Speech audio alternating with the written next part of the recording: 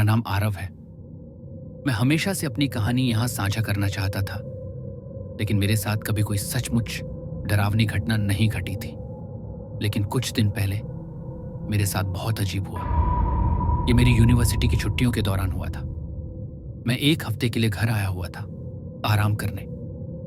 पहले 4 दिन सब ठीक था, लेकिन 5वें दिन मुझे अपने कमरे में सोते हुए रात को फुसफुसाहट सुनाई दी। ये कोई मेरा भ्रम नहीं था।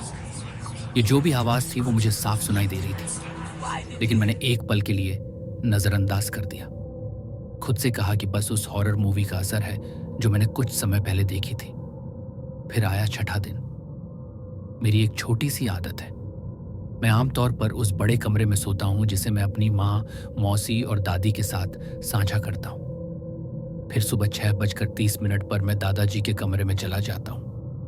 वो हमेशा उस समय तक जाग चुके होते हैं, छत पर ताज़ी हवा ले रहे होते हैं और उनका कमरा ठंडा रहता है। उसमें सोना आसान होता है।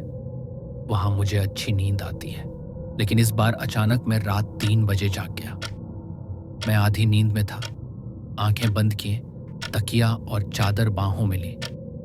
मैं घर को इतना जानता था कि आधी नींद में आंखें बंद रखकर भी चल सकता था।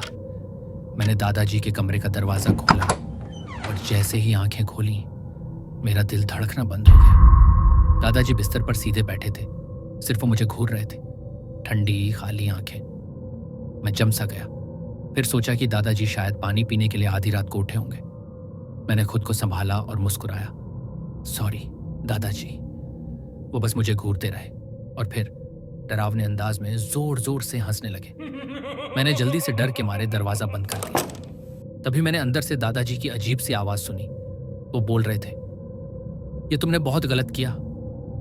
मैंने धीरे से दरवाजा थोड़ा सा खोला और वो वहां खड़े थे, दरार के उस पार से मुझे ही देख रहे थे। उनकी हंसी अब भी जारी थी। मेरे शरीर में डर की लहर दौड़ गई। मैं भागकर दादी के कमरे में पहुंचा, लेकिन जैसे ही दरवाजा खोला, मौसी, माँ और दादी तीनों मुझे घूर रही थी। फिर माँ हंसने लगी और थोड़ी देर में दादी भी और फिर मौसी। वो हंसी बेहद ही डरावनी और कान फाड़ देने वाली थी। वो सभी भी बोल रहे थे, ये तुमने बहुत गलत किया। मैं वहीं खड़ा रह गया। उनकी हंसी और जोरों से बढ़ती रही और पता ही नहीं चला कि मैंने भी कब हंसना शुरू कर दिया। ये बहुत दर्दनाक था। मेरी पसलियां दुखने लगी।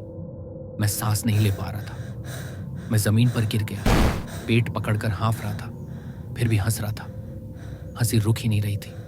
और फिर अचानक सब काला काला सा हो गया। जब मैंने आंखें खोली, मैं अस्पताल में था। मेरा परिवार मेरे चारों ओर खड़ा था। जैसे ही माँ ने मुझे जगा हुआ देखा, वो जोर जोर से रोने लगी। उन्होंने बार बार मेरा माथा चूमा और फुसफुसाई, शुक्र है कि तुम ठीक हो। मैंने उनसे पूछा कि क्या हुआ था। माँ ने बताया कि उस सुबह मैं अचानक अपने बिस्तर पर खड़ा हो गया। मेरा शरीर पीछे को झुक गया था, हाथ हवा में फड़फड़ा रहे थे। मैं पंजों के बल खड़ा था, मुंह पूरी तरह खुला हुआ। मैं हंस रहा था और आंसू बह रहे थे। और फिर मैं अचानक गिर पड़ा। डॉक्टर ने माँ को बुलाया और दादी मौसी भी उनके साथ चली गई और कमरे में सिर्फ मैं और दादाजी रह गए।